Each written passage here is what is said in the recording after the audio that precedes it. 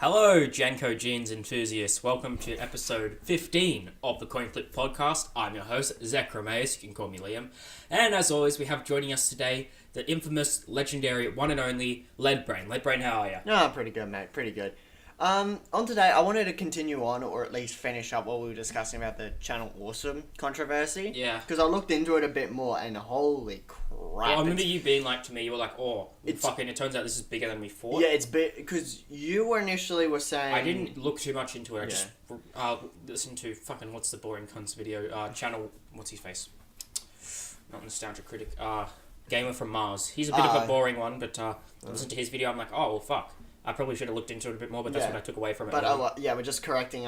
So you were under the initial interpretation that it was just people complaining about not being paid the same as the big guy. What was his name? Doug Walker. Yeah, the Nostalgia Critic, who's obviously the face of fucking Channel Awesome. Which, as you can imagine, I'm not a massive fan of his content, like I've said, because I find it kind of basic, and he just, the skits in his videos are unfunny. They got too skit heavy, which is, people criticize when Filthy Frank got a higher budget and stuff, and people like Max Mofo, Pyrocynical, whatever the fuck did I say, Pyro, got higher budgets, but that's just how sort of it works in their sort of creative field. No, not November. So the actual controversy itself, you said something about rape allegations? Well, okay, so what the actual allegations were, they were more pretty serious along the lines of people working and not getting paid what they should have been getting paid. Because at this rate, fucking everybody's being accused of sexual harassment, so... Well, there was what the one accusation which has been... Yep. Which has been proven correctly... is the whole them not getting paid for the work they were doing. They were essentially getting slave labour treatment. Okay. So they weren't getting paid for their job. Yep. Fuck you, alright? It's flu season here. Fuck me. Fuck, flu season's here, man. That was like 3 times in 10 seconds. Anyway. But then of course there... Keep going. Jesus Ignore Christ. Then of course there were allegations of sexual harassment. As you know, it's 2018, the modern year. Someone has to be accused of sexual harassment. Whether it be fucking Harvey Weinstein, Donald Trump, Adam Seth, fucking everybody. From what I've drawn is that the sexual harassment claims... No proof. There is no evidence proving nor disproving. Alright, well, if there's no evidence to sexual harassment claims, this is the whole argument of sexual harassment claims, you shouldn't take them seriously. You shouldn't even give them a second thought because there's no proof. What's backing it up? Jack shit. Nothing. But at the same time, there's nothing... denying it. Oh, yeah, but that's like... you can't prove or disprove fucking God's existence. That's just... Yeah, it's that logic. The people accused of sexual harassment haven't gone out of their way to say, no, it hasn't happened, and the people accusing them have brought up no evidence saying so. So it's one of those things where it's just like, well, which one is correct? In the workplace, you are providing evidence. In the fucking workplace or whatever, it's like, if it's sexual harassment charges from your boss or whatever... you might want to hide that because he's your boss and you don't want to get fired, but then you come public with it. This is the whole Tobuscus thing that happened 2 years ago, whatever. Oh, that was a fucking meme. Yeah, that was a fucking weird. meme. It was a funny meme. But, there was no evidence, really, besides some clearly tampered with screenshots and shit, so I don't really like the cunt, and I'm not a big fan of Douglas Walker, like I've said, but I'm willing to, give them the benefit of the doubt based on, how these nice and fair they are. claims were not put against Doug Walker. None of these claims were targeted towards Doug Walker. Oh, a different employee at Channel Awesome. Different, Doug Walker is the face of Channel Awesome. So he wouldn't want to risk fucking it up. No, he is not the head. There's another guy who's the head honcho. Oh, okay. I can't remember his name now. We'll call him Howard Hamlin. Yeah, why not? And, so he's basically sexually harassed someone. No, allegedly, Michael Jackson. Allegedly. And basically, so he is the one who's head of Channel Awesome. Yeah, but there's no merit to these. Let's answer this age-old question.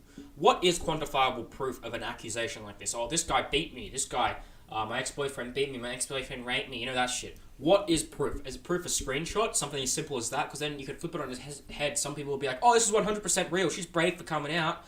They throw the word brave around a lot, which is kind of stupid. Oh, then proof can also be like the other side of the coin, where it's like, that could easily be elemented or photoshopped. Yeah, easily photoshopped, faked, altered in some way. And it doesn't even have to be a screenshot of a conversation.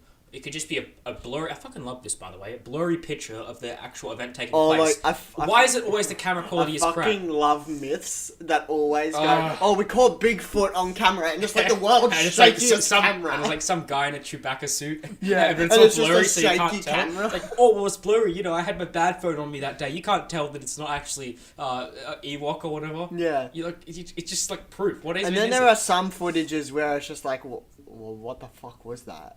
I don't know.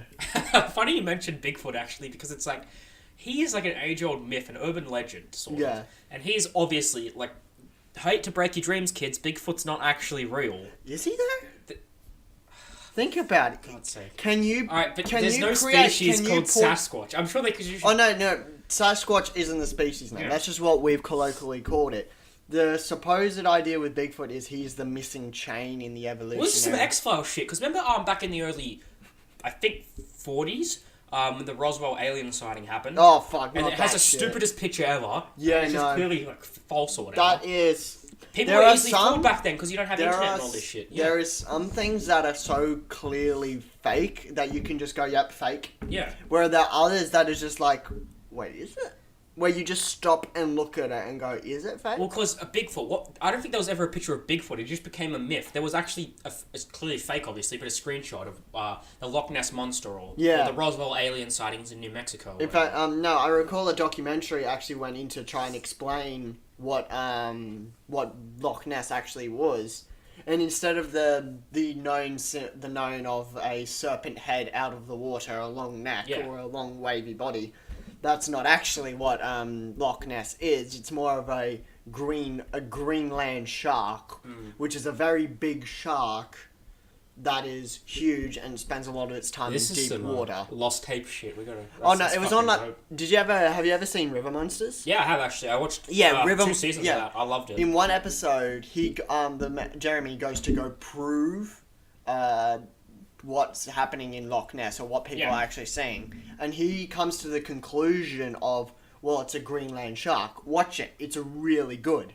Like he goes a lot, like he interviews people who live at the loch. We're going to finally discover the secret, and at the end of the episode, Jeremy or Blaine or whatever will just be like, oh well, we've uncovered this, so be on the lookout, and they don't actually prove anything. Yeah. But see, he proves things. He goes, all right, what could this be? What could this be? What could this be?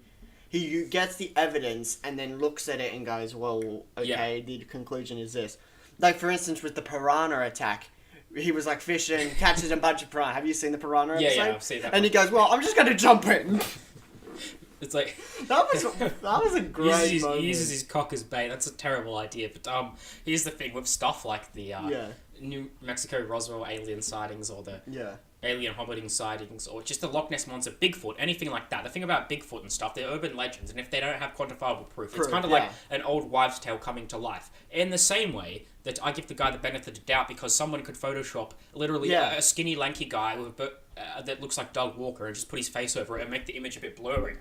You can't say, oh my god, that's true. Look at him, he's beating a woman in this photo. But then the other people will be saying, oh, well, his head looks a bit tilted, it's obviously Photoshopped. So it's a fucking uphill battle, no matter what. Yeah. Which I guess isn't fair because you could say that for everything. And the worst part is, the only people that will know the truth is the accuser and the accusee. Yeah. They're the only ones that will know the whole truth. And then obviously, the rest is convincing everyone of what happened. Unless somebody admits to it, I guess the accuser and accused are obviously always going to tell different stories. Like, oh, this actually happened. No, this happened. This is actually how the conversation went down. I never touched this woman. He actually touched me. All this crap. Yeah. Easy, the thing about Doug Walker is if we can relate it back to the whole Bigfoot thing, there's no proof. It's just kind of I'm not really an urban legend in the way that Bigfoot was, but sort of something that has no quantifiable evidence on the broad horizon that is the internet and the deep web or whatever, the deep internet. Deep web's again completely another ball game. That's got nothing really related to this. So the Doug Walker case was employees being mistreated, mispaid, slave labor, mistreatment. So that thing where you do work, you do work, and you get. Do you remember when employees from Konami came out and said, "Hey, they're treating us like slaves," just because Konami was under the spotlight for being like the scummiest company alive at that time because of the Hideo Kojima shit, whatever. Yeah. So, but I think the thing that makes the Konami case different from that is Konami did some truly scummy stuff. Well, I can really only think of the Hideo Kojima shit and Didn't they fire a bunch of employees for no They really fired reason? a bunch of employees. They made employees meaningless. Oh. And then they also were destroying, like, anything that held any resemblance of anything. Yeah. Let's make a Silent Hill 2 Yeah, remake. oh, It's a pachinko machine! Yeah, they tried to cut ties with a bunch of people, basically. Yeah. And in essence, that kind of shot themselves in the foot. Yeah. Because they lost their reputation. You know, the reputation they sort of barely had in the first place. Yeah. Stuff like that. But no, Konami had a huge reputation, and then they lost did. it. They had churned out some of the biggest games ever, and then they're gone. Well, I'm not going to feel bad because they fucked themselves. Yeah. How could they possibly think that would go down well? And this is like 3 years ago at this point, wasn't it? Yeah, I know. It's not that long Like ago. the cancellation of Silent Hills, which I was looking forward to because I was a fan of the franchise. Granted, I didn't really know much about the other stuff. I played through a few Metal Gears, the one with Raiden or whatever. Metal Gear Rising Revengeance. Some shit like that, yeah. I was alright with their franchises, but like, I don't trust them as a company now, but that's in the same way that I don't trust someone like EA or someone like Warner Bros. Because they're just scum. Yeah, fair enough. But, So, they've lost their reputation and it's their fault that they have. yeah, fair enough. I suppose that's the downside when it comes... I suppose that's the thing when it comes to, like, truths and lies. It's just like, well, what's the truth and what's the lie? Yeah, but the whole thing about getting back to proof... Let's use another Bigfoot metaphor. Bigfoot is like this Sasquatch sort of thing that supposedly, like, has big feet and walks around eating babies or something. Well, listen here, Red Dead Redemption boy. No, that's what I heard in Red Dead Redemption, but, it's just a mission where you kill Sasquatches and it's really a joke. But it's fucking weird. Yeah. Very weird. Yeah, it's very strange. That's kind of strange. But, the thing with, like, going back on Bigfoot, at least, is, like, it's interesting because each culture has a different interpretation of Bigfoot. Yeah. Which is, like, well, how is every culture on the planet describing one creature with different names, and it all has similar attributes. And you're just getting, like, similar. thrown different stories at you, basically, and it's just fucking weird. Like, you've got the Sasquatch, and then you've got the Yeti. They are effectively the same creature. I mean, Yeti's like a snow thing, isn't it? Yeah, it's just the only difference is one lives in the fucking Himalayas. Well, that's it. That's the difference. It's not real though. Yeah, I know, but that's the myth. The myth says it lives in the Himalayas. The myth says a lot of things. The myth probably says it flies on the sun on a rainbow towards bloody Mount Doom, fighting Megatron on the Death Star or some shit. You know, the myths say a lot of stuff. On the way to Mount Doom, fighting Megatron on the Death Star. Yeah, that would be awesome. I want to ridiculous see urban that. legend like that. I'm going to get into that later, but but the thing about Bigfoot is like it came out of nowhere. Let's say, where did the myth begin? Because I've heard it since I was like young and stuff. Like, it's been around for decades, centuries even. Yeah. So but like, did it just come out because some caveman one day was like, oh, me Casey nice, but can I there's Bigfoot, it is Sasquatch too. I don't know. I don't know. Everything has a point of origin because generally what happens is myths start off as a way to explain culture. Maybe it's like a bootstrap paradox where it actually doesn't have an origin and it just kept flowing and flowing. True, it could be. But generally speaking, any myths is like a way for us to interpret the world, for us how to see the world. Yeah. Like the myth of Ragnarok, for instance. What the hell's that? The end of the world. Oh, in Viking mythology. Yeah. And that's it. And it's just the way they interpret the world. Yeah, but like, remember in 2012 when people were like, the world's going to end, this is going to happen in Mayan calendar. The Mayan calendar. Yeah, but the Mayan calendar, it just ends on 2012 and then it cycles back. I love how the Mayans defended themselves. They're like, yep, the world's ending on this day, meteors are going to come from the sky. The Mayans are dead. And Mayans are dead. Oh, I don't know, some descendants. And then literally that day after, they're like, no, we're joking. How we actually interpreted it was like fucking... it was the beginning of that world and the beginning of a new world, so we're all living in harmony. I don't know, some bullshit. Well, that's where their calendar ended. Did they expect the world to end that day? That's weird. 21st of December 2012, I think it was. Yeah, December 21st. And people were like, no, it's ending 22nd of April 2018. That date is... You mean the 18th news? Yeah. Fuck, that day come and gone? We're still here. I'm confused. What was meant to happen? I have no idea. The world's going to end this day. What's going to end? Oh, no. What's going to happen? How stupid are people, man? People have been saying the world's going to end for so long. It's just like, look, it's the whole can you Bigfoot just thing. You don't have end proof. and Like, why is it going to end? Who says who? Is some magic going to come down? Have scientists seen that a meteor was crashing? No bullshit like that. I mean, I'd be a little bit more scared if Trump suddenly had a press announcement and he was like, oh no, President Saris, sorry. Yeah. President Saris came out and was like, listen, I've got these nukes, I've got them armed, I've I'm got them killing ready, us all. and I'm going to blow up the planet right now, and he just pushes that button. Funny enough, Julia Gillard went on Triple J's radio show back in late 2012 and said, yeah, the world's actually ending, but it was obviously a joke. There's actually a video on YouTube of that. It's fucking hilarious. That's amazing. Yeah. But it's funny if you can say it as a meme, like as a joke. Yeah, just going along with the joke. Yeah. And obviously, you have to come out and say, oh, wait, it's not actually ending. This isn't actually happening. We're all not going to get raped by Bigfoot zombies or some shit. Yeah. Because it is the whole Bigfoot and Loch Ness Monster situation. There's no proof that anything's actually going to happen. But if you look back at all myths, there is a general... You can't pinpoint where they started. They just came out of nowhere and just sort of rose as like a wives' tale and an urban legend over time. Okay, how about it just this appeared. one? It's weird. Okay, the best way I can explain it is, have you ever looked at the Kraken myth? Yeah, I love that. Giant octopus bringing ships down to the depths. Any of the shit from like the deep sea scares the hell out of me. I love it. It's awesome. So, but then if you look at scientific inquiry, nothing. The myth is actually based on the colossal squid. So I don't doubt was, there's like weird shit in the deep sea. There's probably giant squids down there and stuff. So yeah, there are. Maybe Have you not seen giant squids? Yeah, they're terrifying. Well, not in real life, but I've seen them. You've seen internet images, and TV shows and everything. But literally, it's something like that could be interpreted in a bunch of ways. Like, let's say in the early 30s, maybe a ship was sailing somewhere and then it got attacked by a giant squid, and they said, "Oh, that's the Kraken." But they didn't know way back in like the 1600s, when sailors they would tell stories, and so one ship may have encountered. A colossal squid, that sounds more believable. And they were terrified, and so they tried to explain it. And rationale was like, "Oh, it's a beast called the Kraken. The Kraken, and it's capable of dragging ships down to the depths." Do you remember the Oklahoma octopus? Yes, that's a similar thing. Right? Yeah, similar. Like the octopus are pretty like ways to make, because it's kind of like a beast of the depth. Multiple arms can be destructive. But here's the thing about the octopuses and shit and the Kraken and stuff. It's basically, that's more believable than something like Bigfoot. Because think about this, right? We've already explored pretty much 100% of the Earth, as in on the land. Yeah. And I've saw the percentage, something like a crazy, not amount, like 5% of the ocean we've explored, something like that. Oh yeah, the ocean we know so little about. The water is not our world. Yeah. We go there. It does not take much for like a fish to like kill someone. Like search up on Google Images deep sea creatures. They're fucking horrifying. Like, they're like out of this world. It's like they're not supposed to exist. It is just like hell on earth, isn't it? Yeah, because it's like the land is our domain.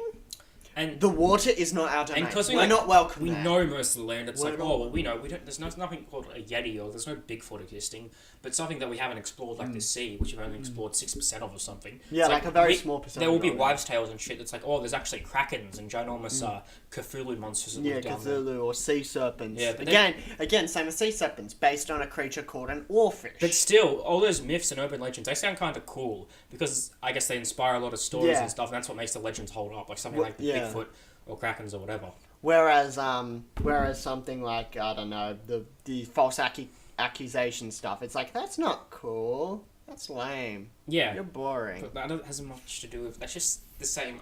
It's a different argument, but the crux of both arguments are the same, as in, like, there's no proof. There's no proof to go, yes, you're right, but there's no proof to go, well, you're wrong. Yeah, but this is the flying... It's one of those things where it's just like... There's no evidence either way, so fuck, what conclusion do we come to? This is the flying pasta monster argument, like, you don't know. Yeah, we don't know, so it could be a fucking flying spaghetti monster. Yeah, we don't even know. It's weird. But, like, the whole thing about proof in general is it's so easy to twist it to your agenda. Like, I don't know, easy. Something like an altered screenshot, something like that. Something that actually took place, but people are always going to make an argument either way. So let's say somebody comes out and... Do you remember that YouTuber I used to watch, Red Team Review? I'd link you to the... video he made where his girlfriend threatened to accuse him of rape. He didn't. And then he ended up having recordings of the whole conversation. So he has proof. Even if it went to court, he would still win. Yeah, but I guess it would be he would win, but it would be like, all right, I have all this evidence to suggest. So that's she would still fight it and say it was fake. But the fact that he even made this point, the fact that people know that he didn't molest her wouldn't really matter because there's always going to be those one or two people who are dumb and don't really realize that no, he definitely did it. And here's the thing: There's a scene in Better Call Saul where his little Saul's brother records him saying something, and then they go to court against each other. Like, oh, you didn't have my permission to record that. So it's just a shit show, really. Yeah, that's the other thing too. Yeah. I mean, going on another controversy, the whole Facebook. The whole Facebook controversy. Yeah. I've got to say one thing. If you think Facebook, Google, whatever internet service you're using, they're not selling your private information to people, you're a fucking lunatic. Yeah, but at the same time... You're not wrong. They are. That is their job. That's the industry they're in. Yeah, if you're saying you're a lunatic if you don't believe this is some old man who doesn't use Facebook or doesn't care, you're just like, you're preaching to the choir, mate. And in the same way, it's kind of like, you sound like a tinfoil conspiracy theorist yourself when you're saying, oh, how do you not believe this? The government, man, they're fucking up everything. And that's the thing, too. The government, again, was also, like, mass spying on people with the whole Snowden reveal thing. Edward Snowden. Yeah, Edward Snowden. You know, where he leaked all the documents that from was a great NSA. That was a great week of memes. That was great because everyone kind of ignored it, and everyone was just like, "Well, what does that mean?" But then the thing was, it was a mass spying thing that the NSA was doing, and yet everyone the moment Facebook sells your private information, end of the world. Maybe the Congress wants to take heat off the NSA from a few years ago and be like, oh, we'll blame Facebook. So when people bring it up again, it's kind of like Facebook created the technology, and we're just using it. We're just dick riding off it basically. So you could just make the excuse. No, it wasn't them. Remember, Facebook was doing this. Yeah, but the government did it before Facebook. Yeah, but then they could flip them on their head and say, oh, wait, but didn't Edward Snowden see that the NSA was doing it? And they're like, no, Facebook was doing it. It's Facebook's fault, guys. It's Facebook's fault. And as long as they point the finger... And the thing is... Which happens in politics a lot, finger pointing and stuff. And the thing is with Facebook, is you've got a choice to use the service. You don't have to use the service if you don't want to. Yeah, but idiots are like, oh, to write a passage, you need to communicate somehow. And it's like, there's text messaging. Yeah, there's Twitter, there's text messaging.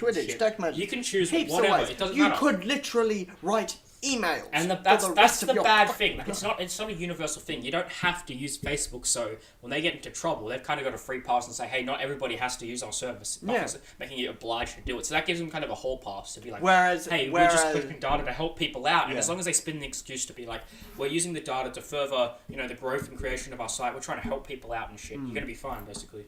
Whereas what the NSA was doing, people were unaware of it, and they were just doing it to everyone. There was everyone was a victim of it. Yeah, pretty much. Whereas Facebook is like, as long as you use Facebook and you're all giving consent to use Facebook. So it's sort of like, well, what's the difference between the two is you're giving a choice to let a business do it, whereas the one is you haven't agreed to it. That's it. That's the difference. And it's definitely not a pyramid scheme. Yeah, no, it's not. Where'd the pyramid scheme come from? I don't know. I heard it on Peep Show. What the fuck? It was fucking weird because Facebook shit's been going down obviously a lot recently. Yeah, and it's just like no. Facebook is not guilty of Where is the proof though? Where is the proof that they are guilty? Where is the proof that they aren't guilty? You can spin whatever argument to certain agenda. Rather than whether or not it's illegal or legal, it comes down to more of an ethical question. It's like, should Facebook be doing that? Yes or no? And you could talk about that forever. Yeah, I suppose you could. You just could. Also, we got great Mark Zuckerberg memes out. Yeah, that was good. Hello, human. I like water. I shall drink water. Yeah, he's a robot now, apparently. Oh, let me just sit on my booster seat then. I need to charge. Hello, humans. I am starting my day before Congress with this delicious bread. They enjoy fucking bread, then I shall enjoy bread. And then I too shall enjoy. Have you seen the cow one? Hello, beef of past. You two will become succulent beef. Some of the memes are so good. Yeah. Well, it's not like you're browsing some shit meme site, like, I don't know, iFunny or Imgur every day is just like new memes. It's like they just come on Twitter. Twitter memes are the best. Oh. Nothing can beat it. Have you seen the one where it's like when you rate before an exchange student and then it's got Pitbull going, Mr. Worldwide? That's a good one. That's on my Twitter. Or it should be. Oh, that's a good one. Come on. See, dark humor. This is the whole argument I made a few episodes ago. Like, it's my thing. Yeah. That's why I don't like fucking Marvel movies. We get it. You don't like Marvel movies. Move on. Wait, let's talk about Marvel movies. Fucking kill yourself. Wait for Infinity War. In a couple days. So, fucking also something else I really fucking want. Oh wait, before we move on from Infinity War, did you see some of the controversy surrounding Infinity War in Australia? Is it something really stupid? Okay, I'll let you decide it, but have you seen the articles? No. Yes or no? Okay, so one guy made the complaint that Infinity War should not open on Anzac Day because Anzac Day has cultural significance. What is your thoughts and opinions? Go. I think the audience can already predict what I'm going to say.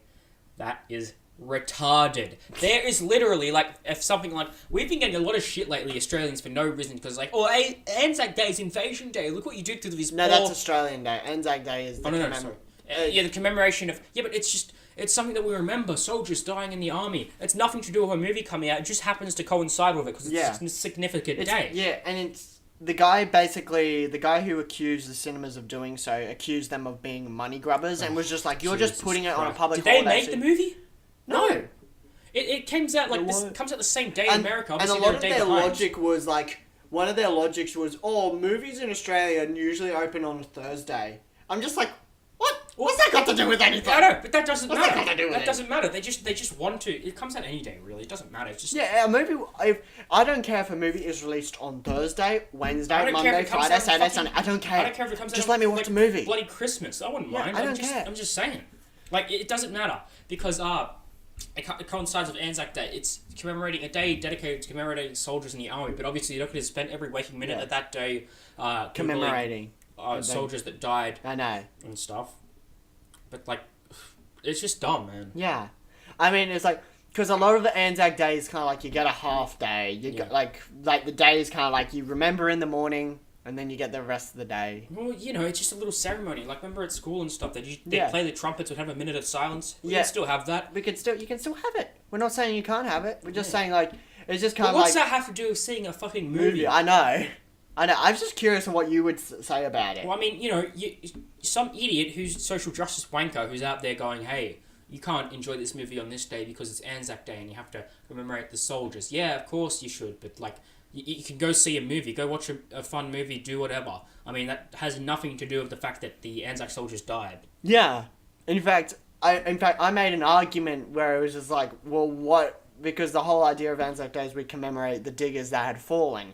What would be the most digger thing to do? Disregard authority and do what you want. The whole... Because it's kind of ironic. They were fighting for freedom in the first place. Yeah. But then it's like, hey... You can't see this movie on this day or do anything really on this day. What does this idiot who made this article or the people who made these articles in the first place, what do they do? Just sit at home and stare at pictures of Anzac soldiers all day? And the thing is, like, a lot of the times is like, I get where you're coming from. I know what you're saying. Like, we should remember the fallen because we should not allow these... We've never done It's not like we've never done it before. It's on the news everywhere. Everyone has to do it. Everyone does it. I don't know, they're going to sell Anzac cookies all day. It's going to be on the news everywhere. They're going to have ceremonies at work. We do that all the time. There's going to be ceremonies at public schools and high schools and stuff. And so what the hell's their problem? Yeah. It's an Australian thing that we commemorate every year in the same way that we commemorate Australia Day or Christmas or even fucking Easter. See? Yeah, every day gets commemorated. So it's kind of a stupid argument, isn't it? But it's sort of also like, as the world moves on, things get left in the dust. Yeah. And that's just how the world works. Well, like, you move, ideas move... Ding, ding, ding. Yep, what are you keep doing? Going. What are you doing? I was testing the fucking mics. Yeah, but it's weird in the first place because... Yeah, as I said, ironic that they're going, oh, you can't see this movie this day, they fought for freedom, you have to spend the whole day weeping over Anzac soldiers. No, we can remember them. We're not supposed to cry about them. There was also another controversy where, like, Castle Hill, the RSL was going to have a Call of Duty tournament, and the winner would win $300, and then a bunch of, like, former soldiers got really upset about it, and I was just like, okay, I see where you're coming from. However, I thought to myself, what ex-war veterans? What ex-war war widows? It's just kind of like, I thought they'd be all dead by now. Because their time has come. I know this is a bit off topic, but it's in the same spirit of that stuff. I have two examples. One more personal that happened to me recently, or happened to someone I knew recently, and one that has been all over Australia in the past 2 years. I'm going to start with the latter. Do you remember how people were like, oh, you can't call Australia Day, it's Invasion Day, and it should be National Sorry Day. You can call it whatever you want to call it. Yeah. I call it Australia Day because I see it as Australian Day. But people are like, oh, it's Invasion Day, you ruined our culture. Yeah, because you were alive then, you bloody idiots. And you know what the other thing is? Jesus. Australia Day is a day to remember, to acknowledge other cultures. Yeah. And the thing And is, Australia in one mainly culture, Australia. Aboriginals, We are I will Australia. say, historically, yes, they have gotten screwed over. However, how many cultures has Australia many- saved? How about that? How many have we saved? I don't really know, to be honest. South Sudan, people running from war come to Australia because they're safe. Yeah, during Gallipoli, during the Vietnam War, all that crap. Yeah, man. people come, probably not during Gallipoli, but at least from Vietnam. We People were coming. fighting to defend to save our own culture. Yeah, Yeah. They were being assholes. And people were coming here because our Fucking culture Turks. is great, because we encourage freedom and to be yourself. Yeah. But the fucking Turks were like. I being mean, a dick, so that's the whole Gallipoli is a thing. little bit different. The Gallipoli is more of a. I know how we it's were struck. we were the invaders there. I watched the series of Charles Dance. I know my history. Ooh, But the whole thing. I is, want to is- watch is- that. That looks good. It's pretty solid, actually. But the whole thing about it is kind of like, think about this, right? Hey, it's Invasion Day. You ruined our Aboriginal culture. How many former Stolen Generation people or Aboriginal people that were alive back then are alive today? Some are still. The Stolen Generation. Oh, yeah, like 9. Stolen Generation went on till 1967. Well, I'm sure they're having fucking... I'm sure they're living in agony every day. Am I right? I'm sure I don't know about agony, but No, that's with sarcasm. They're obviously not. I doubt they're in Yeah. prison cells and detention centres to this day. It's the Aboriginal argument's always interesting because it's always like Aboriginals have lower standards compared to everyone else in Australia, exclusively Aboriginals. I don't know why.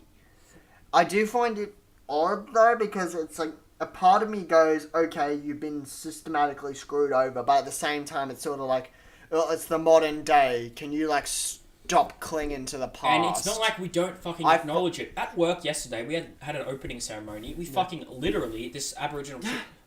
Did you open up with like, we acknowledge Yes, the elders of past and present? One of my team members, who happened to be Aboriginal, she came up on the stage and was like, "Hey, we'd like to acknowledge the traditional custodians of this land and founders of this land, the Wadi Wadi Darawal people or whatever." Yeah. I think it's So it's not like we're not acknowledging stuff that our ancestors have done. Jamie. We're just acknowledging who used to own the land. We are not responsible for the sins of our forefathers. This is a Game of Thrones argument, which we'll get into later. But Yeah. like literally, it's kind of a stupid argument. Okay, oh, it's Invasion Day. You ruined our culture. You white people. That's right. You plural. Yes, ruined because everything. I came here on a wooden boat in 1788 Yeah, 'cause we were with a bored back musket. then.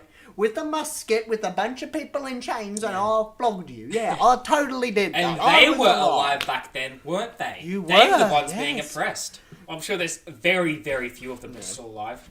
Probably Hell, in fucking nursing homes. I don't Look, know.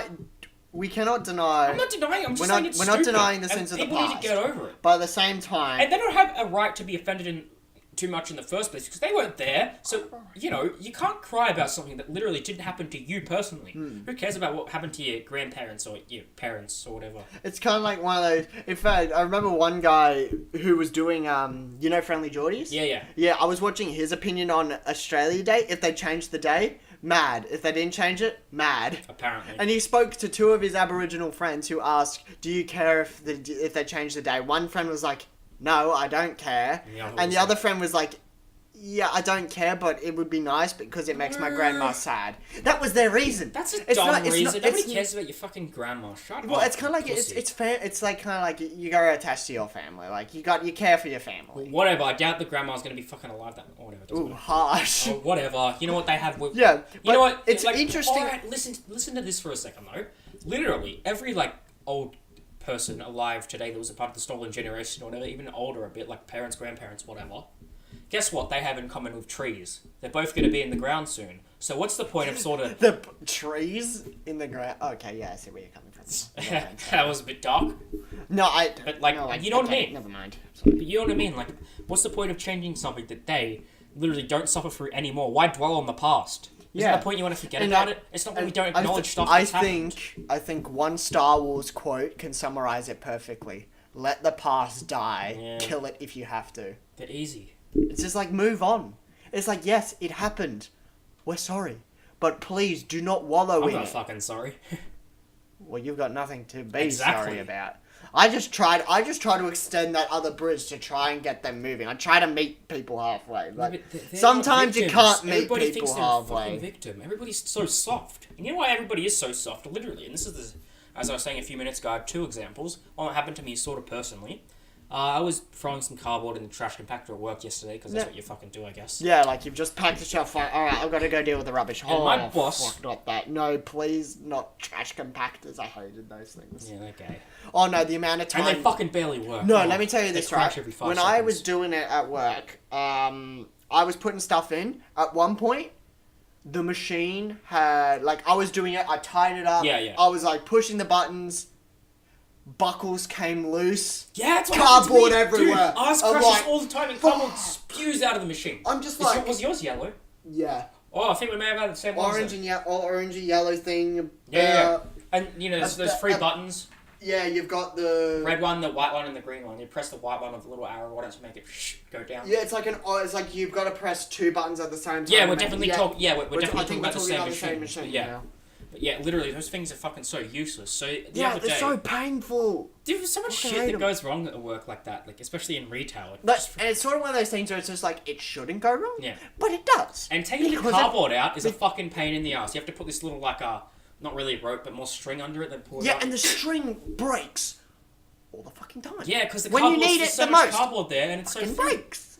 Anyway, I was throwing this cardboard in the compactor the other day, and my boss happened to be in the same room as me. This is in replenishment, which is at the back of Bunnings. And then my boss was like, "Are you bloody kidding me? Is that what they're complaining about?" He was on the phone, and he looked kind of frustrated. And he hangs up, and then one of my other co-workers comes up to him and is like, "Is everything all right, mate?" And then my boss was like, "No, guess what? One of the customers has just sent in a complaint to our private Bunnings service saying someone referred to me as pro-gender pronouns and said, 'Oh, hey, ma'am,' or 'hey, sir,' or something like that." My god, are you serious? Yeah, that's how soft people are. That's someone complained about? I know this is a bit unrelated to the last two things. Oh my god, how did your boss deal with it? He was ready. He's like, "Are you kidding me? There are people starving in third world countries, and this is what people are complaining about." My boss was...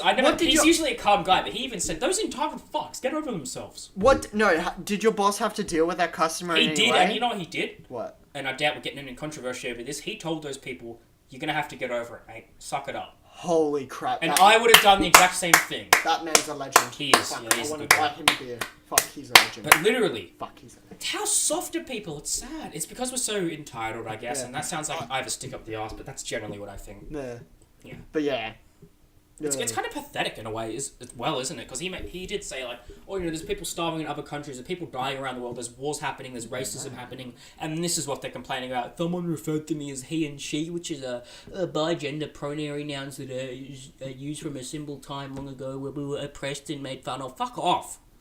Spineless, man. One word to describe these people. And the thing is, to be honest with you, you can probably make fun of every culture for doing something fucked up. Yeah. You can make fun of everyone. This transgender bullshit is one that pisses me off particularly.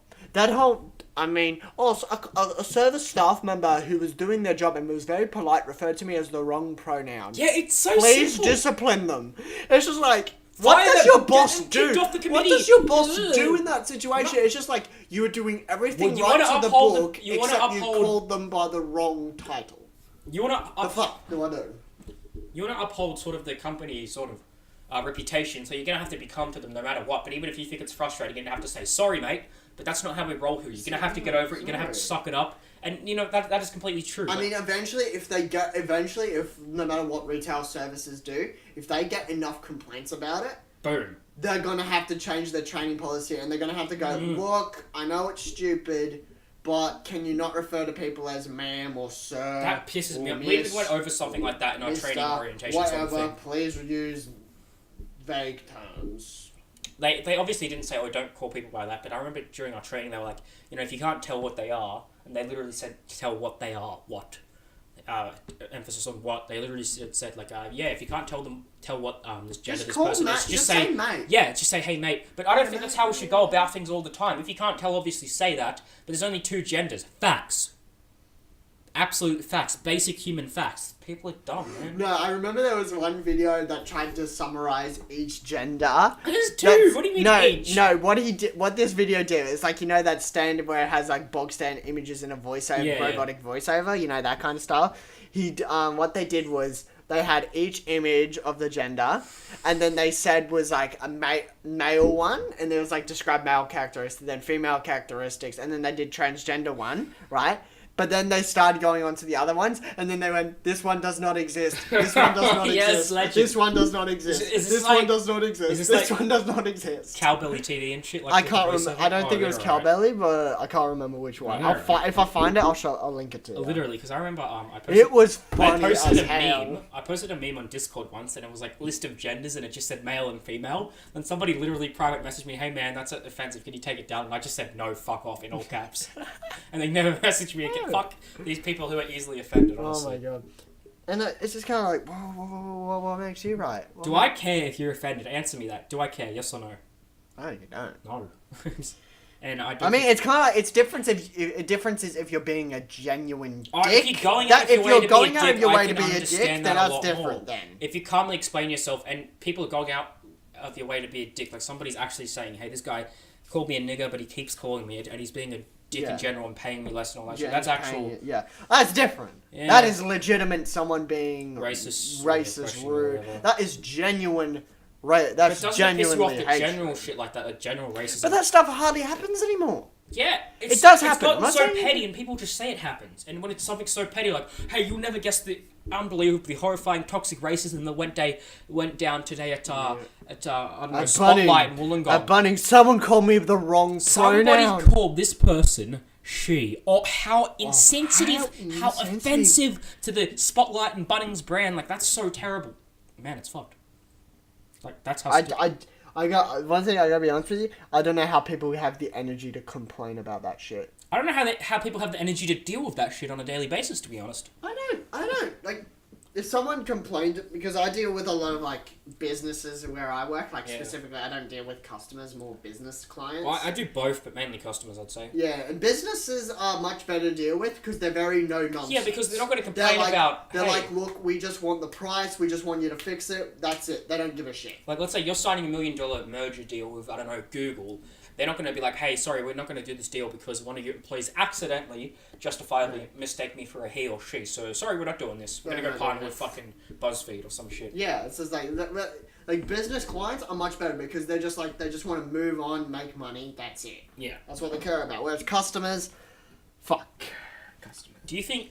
But it's so petty sometimes. Like, people go away and say, like, there's really not even harmful shit in the first place. Like, they'll say something really petty, like, "Hey, I don't like this word because it has man in it." It's like, mansplaining or fucking... words are like sir and man and fucking everything in it, man. It's just stupid. Fair enough. I forgot what I was even talking about. I don't know. Social justice bullshit, man. Yeah, I mean, it's got a place, but at the same time, it's just like, look, can you Warped. stop talking about meaningless bullshit? Yeah, and as I was saying, doesn't it piss you off that like it's been dumbed down to the point where it's just petty shit now? Yeah. It's it's just unfair at this point. It's just like, what are we arguing about at this point? Nothing. Nonsense, basically. They're just droning on to the point where their original point, if they even had one in the first place, not even sincere anymore. It's just warped, and this sort of biased view that people like social justice warriors, feminists, whatever, they have is sort of just lost. Yeah. And it's molded into this really harmful, offensive even stuff that is basically, hey, we'll get people on our side and we'll label, we'll point the finger at everyone else when we're the ones who are ironically fighting fire with fire, racism with racism. You're a white man, you're racist. We're labeling someone racist, but at the same time we're being racist. So, and if you do something like that, you're obviously going to get a pass because, if you claim to fight for social justice, nobody's going to fucking argue with you, which is kind of sad. Yeah. I do think that there are a few exceptions, like people like Sargon of Akkad, Ahmed Skeptic, even Ben Shapiro to an extent. They will debate people. Yeah. But they debate them fairly and non-biasedly and try to see things from different opinions while forming their own, having their own, and pointing out how stupid stuff like social justice is, third wave feminism, all this cancer. Yeah. And at the same time, like, you can't take most modern debates seriously because either there's one sensible person and then someone will just like go shriek, reek, reek. Yeah, like that. Like that's the usual thing, and everyone just goes, "Yeah, you're a fascist." So what the fuck? As I said a while if that person was a genuine fascist, you would not be talking to them. Probably. They would probably have bashed you already. Yeah. So But they it's are like not these fascist. people. It's like, do these people even know what Nazis were? Do they know what fascists were? Because it seems to me their definition of it is just kind of like, hey, somebody referred to me as the gender pronouns or some bullshit. And I suppose that could be another argument made about Anzac Day is like we need to remember the atrocities. Do you think? Yeah, but do at we the need same to remember time, it? Can we just get over it? Forgive and forget. It wasn't our fault. Wasn't their fault. Get over it. Yeah, like. Do you think people complain about Bigfoot's gender? Well, what's that? No. I've never heard anyone complain about that. Bigfoot is Bigfoot. Bigfoot is intimidating. Yeah. Anyway, I think we droned on about politics and repeated ourselves again. Yeah, so. I know. We talk about it in nearly every second episode. That was quite interesting, actually. Yeah. I mean, the politics in general behind a lot of things, like like a social justice and debating. Yeah, debating and whatnot. Yeah. Warped. Yeah, which is interesting. It's always good. Like we always need to have these debates. Otherwise, we're not going to. The left is usually like hey, we don't want to debate with fascists. Yeah. And then you've got on the right as well. It's just like they're wrong. Cuckold. They're cocks. Everyone's a cuckold. Yeah. Everything is racist. Yeah. So either everything is racist or everything's a cuck. Yeah. Either everything's racist or bigoted or everything is a cuck. Which is it? Yeah, just imagine like. I don't know, two giant pro wrestlers fucking throwing punches at each other. One side has written on his fist cuck and the other side has written fascist, and they're just doing the same thing. They're just merging together. They're just pounding. And for some reason the left is getting a slightly bigger punch. It's sad. Yeah. It's just like, what the fuck? It's just like, it's so meaningless and trivial.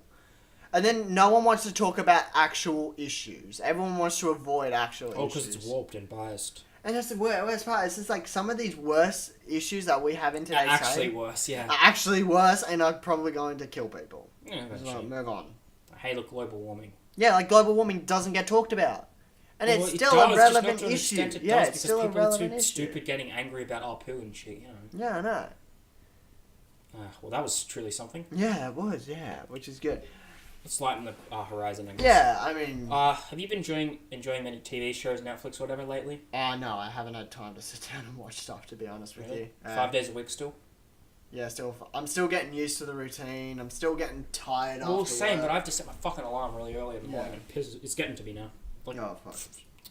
So anyway, Game of Thrones. That's a show that I got back into when I was in... I think year 9, probably. So a while ago. Yeah, a while back. Oh, such a good show, but... Oh, yeah. I think the first season of Game of Thrones in particular is brilliant. First 3, I gotta say. Yeah, here's the thing about... This difference between something like Game of Thrones and The Walking Dead is that Game of Thrones has actually never had a bad season. Sure, they've had less good ones. But Game of Thrones has never had a bad season. They're all consistently good. 4... Well, I'd say season 3 was fucking awesome. The worst season, in my opinion, was season 5. Was that the one with Dawn? Yes.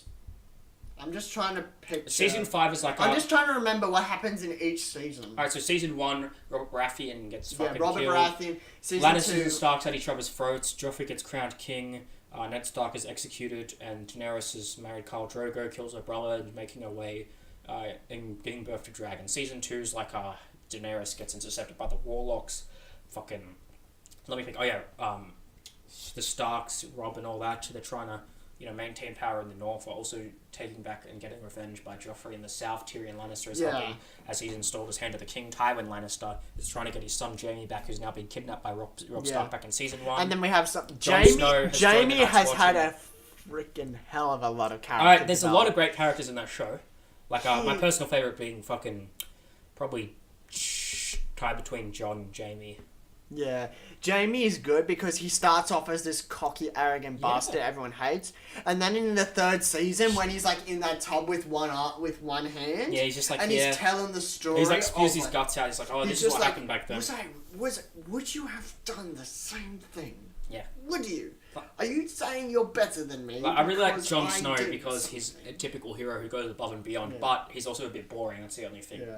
But then there's someone like Daenerys, who sadly is forced in as like, she's such a badass and everything, when not really, she's done stuff... The dragons do most of the work. Yeah, like, she's done stuff that pretty much anyone can do. So she's not a warrior, she's not a fucking hero. I like Daenerys' scenes because of the dragons. Oh yeah, that's it. The dragons... the CGI budget is so massive now, they can probably insert them in most scenes if they wanted to.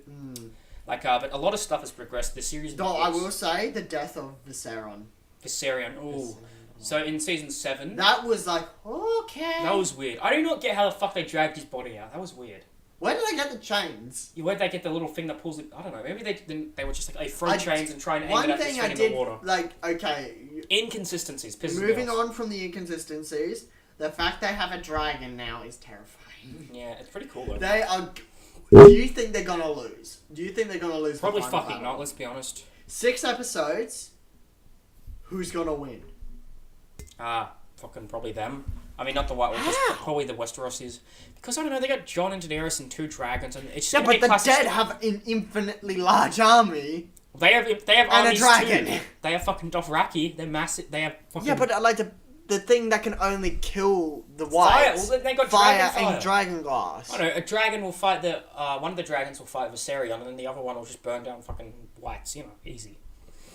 Well, they just need to kill one White Walker. That pisses me off. Like, that's stupid. When it's like, hey, we'll kill one of them and the rest fall and there's still one alive. What the fuck? I feel like that's what's going to happen. That was dumbing down. They're going to gradually kill off each White Walker. And the army and then it's going to be Jon and the Night King duke it out. Well, some of the I feel like that's what's going to happen. Yeah, I want them two to fight. That'll be cool. But I don't want it to be like the last battle to be like mindless visuals and but shit. But Daenerys dies the episode prior. I reckon... But then because of that, Jon's sword becomes Lightbringer. Be alright, but I just want it to be like... I reckon Jon and Daenerys will both die at the end. Just predicting who dies is going to be fun. Cersei will probably die, Brienne will die. I want Euron... Jaime, I reckon Euron will... I want him to die. Euron to pull out some Valyrian steel axe or something. Yeah. And him just to go crazy on Euron Greyjoy, he's a really cool... He is a kick-ass fighter. Oh, he's interesting. He's very cool. He's so much better in the books, though. He's pretty the same, really. Yeah, but he's not a fighter. He's a wordsmith. Well, he's the fucking same. Well, he does both. He does both. Yeah. He's said to do both anyway. It's not shown in the books. I've read all of them, and I can personally say that he's pretty similar, especially in personality. Just the stuff he does is different. He's more of a pirate in the books. Yeah. That's what Greyjoy are. They reave, they rape. They're really interesting. Sort of one of my favorite houses, actually. Then you got the polar opposite with Theon, where he's just wounded. He's a shell of his former self. He's a bit... And he finally becomes Theon once more when he beats one of his men in a fight. Yeah. That was weird. How the fuck did he do that? I did find Theon's character arc in this season weird. It went all over the place. Like, it's like, hey, he's helping his sister finally. No, he abandons her. He comes back and he's gonna try and save her again. I reckon what he should do is he should try and save Yara, but he'll die in the process and she'll escape, and Euron will be like, oh fuck, Jon's next. Fuck. Well, I do think Euron is probably gonna be Cersei has no power. Let's just face it. Cersei has zero power. She's the fucking queen of the Seven Kingdoms. She has power, but not for long. She's gonna die. I feel like someone's gonna take it from her. I hope she dies early this season. I feel like Euron's gonna betray her. Definitely. That's why else would he bother with the whole... His whole purpose is to betray people, to fuck people over. He killed his own brother to become king of the Iron Islands. Yeah. I do feel like Euron is gonna be the main enemy. Aside from the dead. Yeah, but Euron, the thing about him not being in the main enemy is, like, he wasn't foreshadowed in earlier seasons because they originally didn't want to put him in the show at all, but they found his actor, Pablo fucking Escobar or whatever, really interesting, so they put him in the show. When he first was introduced, he was lame, but then in the new season... No, actually, I quite enjoyed... I am the storm. Get off the bridge, I am the bridge. I actually really enjoyed how he was introduced in Season 6, but he fucking barely appeared in Season 6. Yeah. They hyped him up, which is annoying. It's the whole Negan thing from Walking Dead. He appears for a bit, then gives a kick-ass opening, and then doesn't appear for a while. Let's not use the term kick-ass. Walking Dead isn't exactly great. But when he was introduced, it was a good opening. Whatever. But Euron was opened in a pretty cool way. He killed Balon, whatever. Then he appears once in that season. He was very different to what I expected. But then Season 7's like, hey, we fixed him a bit. I wish I didn't give him a haircut, but he looks cool. Looks cool. And he's done all this cool stuff. He's killed a bunch of fags. He only appears a few times in that season. He better appear in every episode next season. Yeah. Then I can see him being a villain. I can see Euron being a very dangerous character. Oh yeah, but that's in the same way we see someone as Ramsay being a dangerous character. They did stuff, but they didn't do too much. They kind of stayed in one place for most of the series and then just died. And the cool thing is they've been showing off more of like what certain factions are capable of. Yeah. Everyone was just like, oh, the Dothraki will slaughter everyone, but they'll only slaughter them in open fields. So what do? They have a massive battle in the open field and they all die. They had no chance of winning that shit. Like, I find it really cool, like, how they explore how diverse all the armies of Westeros and Essos are. Like, there's the Dothraki and Essos, there's the Warlocks, well, not really an army. There's the Dornish, there's the Tyrells. Yeah. And they're all advanced. Like, and the they all Tyrells have a unique style. Like, the people in the Stormlands and Storm's End and stuff, the Baratheons, they live in sort of a damp but dry area. Dornish, they live in completely dry area, deserts and stuff, and mountains. And then there's the Tyrells, they live in hot, nice spring, summer. And there's the Starks that live in Winterfell, they're advanced in open combat, they got all this good shit. Yeah. There's the King's Landing, they're like all castle forged and stuff, they're very advanced. They fight in castles, and that's how they win their battles. Yeah, but like, I think it's weird because, well, basically, we've seen pretty much every main fortress except for Storm's End and Sunspear. And they hate Dawn, so I don't mind if we don't see Sunspear. But we better see Storm's End. No, Dawn, wasn't Sunspear... Dawn? Sunspear is the capital of Dawn. Yeah, I know. We never saw it ever. Yeah, I thought we did though. That was the Water Gardens. We never saw the actual castle of Sunspear. Water Gardens, fucking, it's weird. The show invented it, I think, but it's outside of the actual capital of Dawn. It's just somewhere that the prince likes to visit, like a vacation home. I don't really know, to be honest. Because I honestly thought that when they did Dawn, they just said it was Dawn just to make people terrible acting, terrible Sunspear. action scenes, terrible plot. Yeah, but like, I mean, Sunspear, they just didn't put it in. But I don't think we're going to fucking see Storm's End, which pisses me off. I want to see it at least once. Yeah. I'm kind of expecting like a castle that's like surrounding. I'm happy that last season, that's not really what Storm's End is, it's just like on a cliff. With like raging oceans beneath it and... No. Like something that reminisces... That's the law, that's the law, like that's the law of what happened there, but that's just law. Yeah. But, fucking... I'm happy we got to see stuff like, what's it called? Castle Rock last season. I thought that was cool. Yeah, Castle Rock was cool. Even if it didn't look on point, I don't care, it was fine. But, like, some of the plots last season were so weird. Like, you know, Jorah and Sam going to the same place, the Citadel, to sort of connect plots That together. was just like... What? Curing the grayscale was... I almost said gay scale. Curing the gay scale was so weird because, like... That's so simple. You peel it off, really. Yeah, it was like you peel it off and put ointment on I thought it was a disease that was like in your blood. You can't get rid of it. Wouldn't it just grow back? I don't know. Well, I don't know what the law is of. And because he gets most of his skin peeled off, imagine putting like robes and armor on after that. That'd fucking sting like hell. Like, remember, okay, put this in your mouth and please don't scream. What? And when I was watching it, I was eating dinner. I was like... I was too! I was like, this is disgusting. Why am I eating? Season 7 did that a lot, where it's like you're eating and you don't want to see something. So, no. It's great. See, blood and gore is fine when you're eating. I love it. But that scene... was funny. Was like... Yeah. But do you feel Game of Thrones is dumbed down a bit? Because they want to reach a more general audience, so they dumbed the show down. They did this in season 6. All the little things aren't answered as much. Like, hey, when they're fighting I feel like they want... the hounds disappear when they're fighting Bolton guards. Fucking, this question about grayscale being cured so easily is dumbed down. We don't want to answer it because we've dumbed down. You know, that's not getting answered. I read the book. I read all the books and, you know... I read the book. Obviously, they're going to go into more detail in that. The books haven't even finished. I think the thing is, when it comes to a show like Game of Thrones...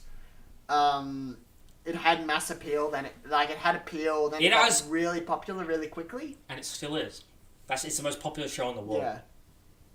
And it's got a fucking insane movie budget. Like, it looks like cinematic quality. Which is something that, like, The Walking Dead and Better Call Saul will probably never have. Yeah, no. But no, fucking hate you're right, they are. I do feel like they're dumbing it down. Yeah, definitely. But at the same time, it's like the story's coming into an end. Yeah, but it's coming to an end anyway, but like, you shouldn't be dumbing down a series towards the end of it. You want to answer more questions, not leave more questions out there. You know, it's kind of annoying. Yeah, fair enough, yeah. But it's kind of like with how fast the characters are getting around now. Like, it feels like one Yeah, dumbing down. Like, hey, we're at King's Landing, no, we're at Dragonstone, no, we're at the Wall again, no, we're at King's Landing again. That happened fucking so much last season. Whereas in the first season, it took them like a few episodes to get to the Wall. Yeah, like it's like a month journey from King's Landing to Winterfell, wasn't it? Yeah. Something like that. And it was just like, hey, we can do it in like an hour. And then they do it in an episode. And they're like, they're going around. Obviously it's a time skip. Whereas the Army of Death is just taking a very short journey and it's taken them all season. Yeah. Well, why? Well, I mean, because I can forgive that because they're dead and, like, you know, they're undead. They're going to walk slowly. They're going to wait for the war to be open and all that stuff. Yeah. But, like, here's the thing. It's like, it's dumbed down where questions aren't answered. Like, hey, they just took a few months' journey. Shouldn't Cersei's hair have grown back by now? Shit like that. Good point. And you made a point that I didn't realise. Oh, how did Cersei know what's in the crate? How did this happen? They don't answer stuff. It's dumbed down. Yeah, like, it feels weird. One thing that did annoy me was what the end plot. The end of seasons, was it 6 or 7? 7. 7. End of 7, she was like, oh yeah, Euron was supposed to do that. He left because he was That was just like, how'd you know what was in the goddamn crate? I want to say that she told them afterwards, but he did that initially, so that kind of is lost. And it's like the thing of Euron's reaction was just like, that looked like genuine fear and dread. Yeah. You look like you were genuinely running away. Well, he didn't. He just kind of acted like it. Yeah, but that's assuming they knew what was in the crate. Well, maybe they said in the letter, we're bringing a white to you, and you're like, hey, whatever they put in the crate, even if it's a zombie, or even if it's just a madman, just act like you're scared and walk away. Maybe she said something like that beforehand. Yeah.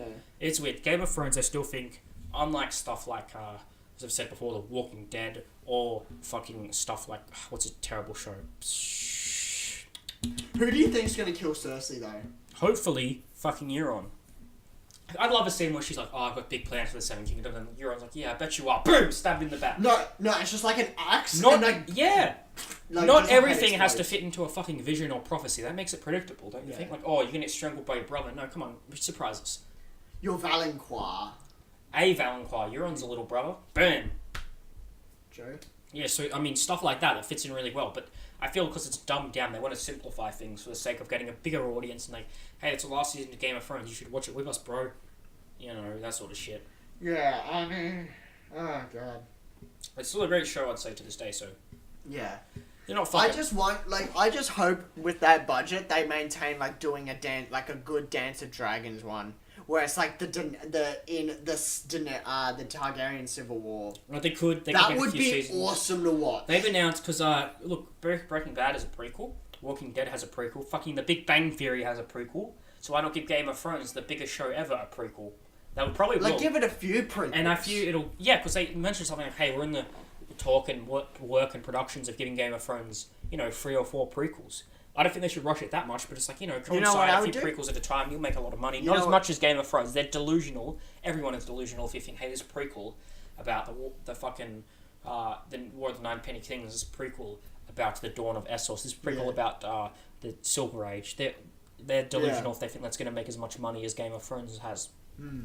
I was going to say, what they should do is they should do one series set exclusively in Essos. Yeah. Because Essos is very interesting. Yeah, they could spin it out and not have to spend that much. Like, hey, one of the series could be animated, one of the series could be, they could make a video game out of it like they do with the fucking Telltale one. They could do whatever. Yeah, I mean, I want them to conclude the Telltale one because they're too lazy. They're too lazy and unloyal. They're not going to. Telltale's fucked. I so want to see how it ends. They made a bunch of choices and they're like, hey, we're putting this on hiatus hell for the time, and then eventually they're just going to keep delaying it, and when Game of Thrones is over and nobody cares anymore, they're like, hey, I know we said we're going to finish this, but it's like, come on, man, we're going to make new projects. Let's make Minecraft Story Mode Season 27. Let's make another a Tales from Borderlands. I swear to God, if they make what season of Walking Dead were they up to? They're up to the 4th and final one. If they make a season fucking 5... They said that hell? They said that this is the final one. I fucking hate The Walking Dead. I'm not a big fan of the overrated Telltale series. The Telltale one, it follows like season 1. It's not a masterpiece. Season 1 is great. No, is it great though? Yeah, it is. I think it's more okay, to be honest. It's not Are you serious? It's any Telltale game. Once you play it a second or third time, you see the pattern. Yeah. And the pattern should be obvious, but the shit that they get away with in that series is annoying, man. I don't think the series is a masterpiece like people have made it out to be. It's not. It's not really. It's a Telltale series, and the choices obviously don't matter at all, barely any, to be honest.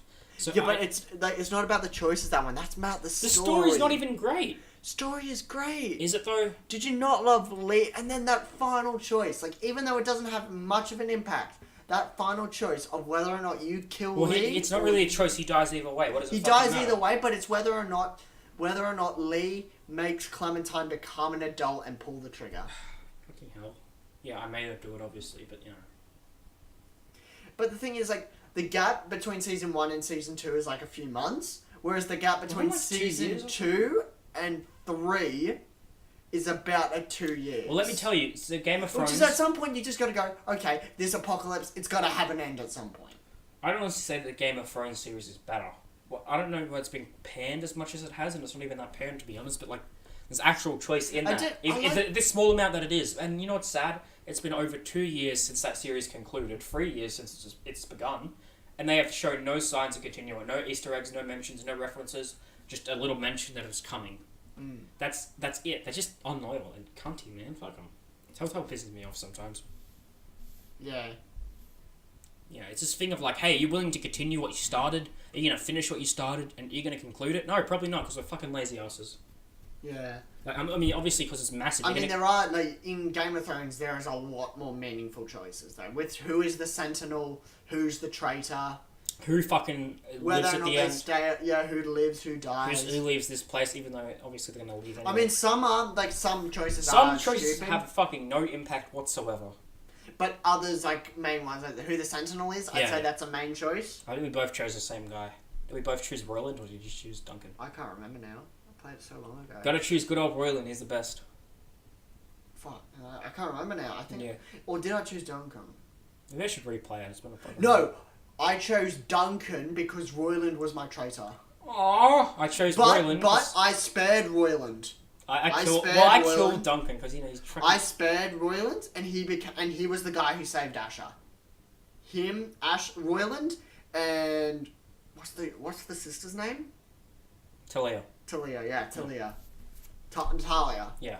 She was there with Royland. Yeah, but these characters that she lives no matter what. I think. You live no matter what, thankfully. But it's like your thing or your trader or your sentinel. Because Duncan died saving Asher. Alright, this is going to sound convoluted, so try and bear with me. Alright, ready? 3, 2, 1, start. Alright, so basically, if you spare the trader, the trader will live, the sentinel will die. If you kill the trader, the sentinel will live, the trader will die. Yeah, because you kill the trader. Yeah. Obviously. You impale him with a sword. And finish. Whew. Yeah. That wasn't as bad as I thought it was, actually. You can actually make, you can make the... what's his name? The Maester, the trader, can't you? No, you can't? No, he dies no matter what. He's just not the trader. Oh, damn it. The trader is basically who you didn't pick as sentinel. So, two people, basically. Yeah. But yeah, a lot of... They just die no matter what, and they're just... The fact that they're not explaining, they're not going out of their way, they didn't explore the other house as much as they should. It's just annoying, man. White Hill, I feel White Hill is very similar to Forrester, except... Not really. He was just a massive dick, to be honest. Yeah, he's the house itself or the actual, main antagonist? The actual house itself. Oh, well, they're just houses. I guess they're both northern. More along the line of, like... One house seems to have a very tragic story behind it. It was Ludd and then his wife. They had 4 children, was it? 5. 5 children. And 3 of them we never fucking see, which 3 we never seen. 1 is died. One can die.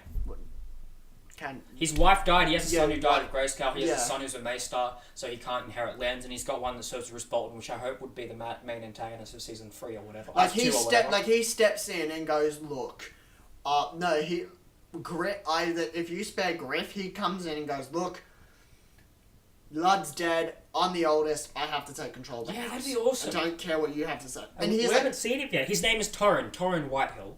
And he's apparently... make him cold and calculating. And actually a good villain, not just... Because Griff is a massive pussy, but he acts tough. That's his whole character. Ludd is like this fat, entitled dick who tries to be a dick to you on purpose. So the fact would be it's kind of weird because it chooses on which brother you choose to die. I would say make Torrin, if you're going to have Torrin, make him the smart and calculating villain. Yeah, but he's also good at swordplay. He's an aggressive sword And maybe in the final episode you die killing him, you stab him in the throat, but then one of his archers shoots you. That'd be a cool way to go out. I mean, yeah. I love. There's nothing more satisfying than this is a bit generic, but there's nothing more satisfying than killing the villain in a video game. You finally get to kill them. It feels cool. Yeah, and also I found one way how the 2 last characters dealt with their situation. Very different.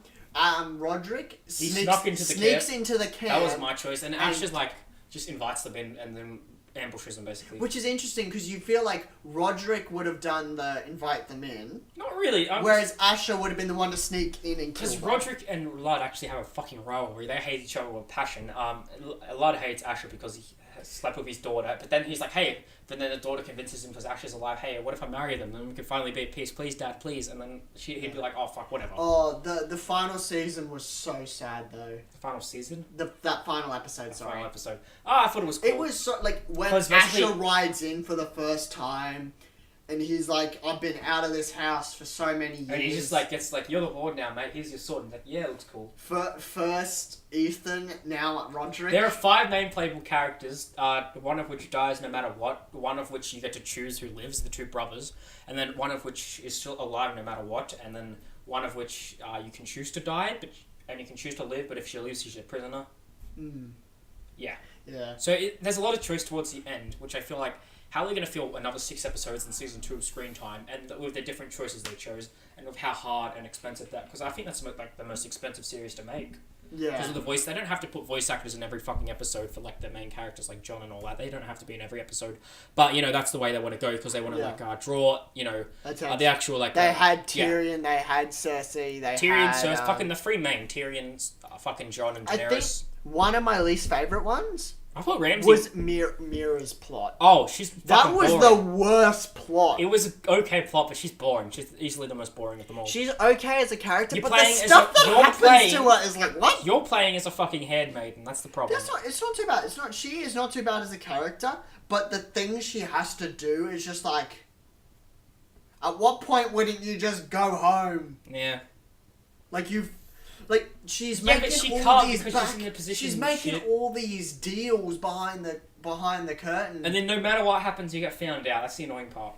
It's just shit like that. No choice at all. Yeah, and it's still like, the worst part is like, the last choice is either you die with honor, or you die married off to Lord Mormont. Well, you don't die if all in that scenario, but you live, but you're married off to this dickhead who's like, oh, I'm going to take over your house, or... I had her die. Yeah, I had her die too. I had her die because I feel like that's what she would have done. Yeah, and also like... she would have gone, no, not doing that. I would rather die a Forester. Well, the whole thing about Telltale Games is like, it's not you should think as the character, you should think as yourself. Basically, like, I don't want to think, hey, how would this character choose this? You think, how would you choose this? You decide what their personality is going to be like, really. Well, but you get the thing about Telltale Games, it's not really the choice you get, it's a fucking illusion of choice. Yeah. Simple dialogue tweaks, basically. But that's what sort of made the Game of Thrones one more interesting, because it was like there was more variety. There was more. It's probably the most expensive one they've ever done because there's more shit to choose, and the little paths they had were fun to go. It's probably the most replayable one, and replayable is a word that you'd probably never use in fucking Telltale Games. Like what they've made. And the characters are likable too. The characters are likable. Some of the characters I'd say better than the fucking TV show. I mean, what? Asher was my favourite. Oh, loved Asher. He was awesome. Nah, Roderick's better. He's cool. Oh no! The reason I liked Asher more was because he had that more of an arc of becoming. For me, he had that arc of becoming the young, the second, the rebel younger rebel, arrogant guy who's all he's good at is fighting. But the fighting. thing about Roderick is like he's groomed for command. He's like the one in charge. He's gonna fuck all the bad guys up. In my plot it was sort of like Roderick was the one who's leader, but essentially it was more of a story for Asher to grow up and take responsibility. But then him coming back and sacrificing himself to sort of get forgiven is kind of cool. That is cool too. Like, no matter how you look at your character's arcs, a lot of them are really cool. All of them are most of them I'd say are probably like I said before, Mira is the weakest one. Absolutely. Because, like, no matter what you do, everything just fizzles out. Yeah. Also, and the last choice you make with her is the worst. Do you want to live or die, basically? And I thought, like, at one point I was just like, surely she'd be saved. No, does the Game of Thrones thing and kills her. Her in that particular episode 6 was kind of dull as well. Yeah. But the Telltale thing in general is, like, your choice is... It's either auto-scripted, so this character will die no matter what, or that you can prolong their death and they'll die later on. Like, they made a fucking Guardians of the Galaxy series for some reason. Clearly cash grab at the time, but, like, doesn't Thanos die in that? And, he dies no matter what, obviously, but, like, I think towards the end of it... The second weakest, I'm not sure if you're going to like this one, the Squire Garrett. He's alright, I don't care. I didn't mind his plot. He's a cool But at the character. same time, I wouldn't say it was my favourite. He's just like John. Towards the end, when it's just like Ice Dragon, I thought he was going to find an Ice Dragon. No, that would have... No, he finds the bastard children. Yeah, that was cool twist though, I like that. So I did like, towards the end it had a bit more of a payoff, like when he's north of the wall. That was pretty cool. And it's like, what's going to happen next? But the whole... Because have you seen the Guardians of the Galaxy series? No, I haven't. Well, I watched the whole thing. It's not really worth anyone's time. Kind of forgettable, really. But there's stuff in that where basically, in the final episode, really predictably, it's like a fucking Marvel movie. The main antagonist... It is a Marvel movie. Well, pretty much. The main antagonist is taken down so easily. Basically, you get a choice. She dies if you destroy this thing called the Eternity Forge. She dies if you destroy it. No, hang on. Yeah, she dies if you destroy it. Mm-hmm. You get a choice in episode 3, I think, to destroy the Eternity Forge, which is like this super powerful creation tool, or you can make it more powerful. So, but here's the thing, in the end of the episode, at the end of episode 6, it just gets destroyed no matter what. Basically, and the illusion of choice, I mean, because if you destroy it in episode 3, the main antagonist just sucks up the power of it. So it's like, what the fuck was But the I point feel- of it dying? If they make at least another season for Game of Thrones, like even though it's, I know They're there's so lazy. They don't. I want know it. there's talks of them killing like whoever like you pick. That would be so That annoying. would be No, as let him long live, as it fucking wraps hell. up the story, I would be fine with it. I wouldn't, because that's so annoying. We choose these characters to live, and to have them live for only one episode, we want to see their stories conclude. That'd be too. You could see through the laziness of them doing that. I really fucking don't want them to do that. How I want episode 1 to open for that episode 1 of that season to open up, it has to be them escaping and then have like a time skip. Not really, because I would say a time skip. you would can't be really needed. do a time skip in a Game of Thrones series, because think about this: there's an actual plot of the Game of Thrones TV show going on. Like you can't say, "Hey, 10 years has skipped past." That'll spoil. Did they survive the White Walkers? No, I would say just like a month or so. Whatever, but I would Just so they could recover. I would open it with like a which brother you chose to survive, like raiding a little White Hill camp. And it's like, damn, we're no closer to taking back the thing or whatever. Then We're no back to taking back Iron Rock. like you're like invading a small settlement or whatever. That'd be a cool way to open So it. like they're because it's what at the end who really lives? Yeah. Not many people live. But I guess they can create more characters as season 2. They've got the bastard children coming south. Yeah. Because I chose to leave. Did you choose to leave or stay? Leave, obviously. What the fuck's the point of staying? I feel And like because there's you get the- something at the No, North no, no, Grove, no. but I don't know what. Jack shit, that's what. I feel no matter what's going to do, because you get the illusion of choice in fucking Telltale games, you're going to leave no matter what. Never lose the North Grove. But what's at the North Grove? A tree. No, it's just powers from the... I sort of know the answer, but it'd be annoying to explain, so... You know. What, is it like old god magic? Yeah, because you know what? The Cave of the Three-Eyed Raven Yeah. in season 6 or whatever, in season 4, where basically that's a seed of power. Whites can't enter it. This is a seed of power that was used in the Long Night when the White Walkers first were invented. You know, they can't enter this place. It's great power put here by the children of the forest. That's probably what the fucking North Grove is. It's just another seed of power. So they've come... Why do we need it then? I don't fucking The know. enemy is the Wait. White Hill. Like the point of Game of Thrones, the main enemy of this one Well, I interpret is it not as the White when Walkers. It is two houses fucking, duking it out. when Lord Forrester's dying, he says the North Grove can never be lost, and then he's saying I think what he wants you to do is he wants Gary to go to the North Grove, get the two bastards, then come back, and then they can kill the White Hills, because he doesn't want the two bastards to get forgotten. Yeah. Or maybe the bastards get legitimized. You can't really fucking do that. Man, also, why did you send the bastards to the North Grove in the first place? He doesn't want to be ashamed because he's this honourable lord. Yeah, so was Ned Stark, and then it was all revealed. Oh, Jon is actually a Targaryen. Yeah, but like he probably I don't fucking know, man. Maybe he could run into their mother or something, because that'd be interesting. Who's the mother? Until fuck. The father's dead. Anyway, now we'll talk about fucking Game of Thrones. That was a good hour. We're never getting back. Yeah. Alright, guys, listening to the Coinflip podcast, I'd like to talk about Bigfoot again. Okay, fair enough. Bigfoot's stupid. Elaborate. Being not. I'm tired. Elaborate. I don't know. I don't know how much further I can elaborate on Bigfoot. He's a fucking over. Whatever. He's a giant. You know what? green- Fucking narrative-based games in general, illusion of choice. You never get fucking choice. The most some you get to choice is like something like a Mass Effect, where characters actually will not come back the next game if they die, Yeah. or they will come back the next game if you let them survive. You know, stuff like that. Yeah. Like some games do choice really well, but at the end, it's sort of like, so you've got the entry, limited choices there, but then it gradually branches. But then the thing is, it comes back to a single Grinding point. halt, and you get the fucking same. Because ending. otherwise, say if you were to keep following those branches, there'd be so many fucking endings, Yeah. and that's But so hard to do. I'd like it to be like concrete, like this, right? Okay, like because do you remember how Injustice 2 ended with two different endings? Superman gets sent back to the Phantom Zone, and Superman is actually the powerful guy now. He's in charge. Yeah. Basically, which ending is canon?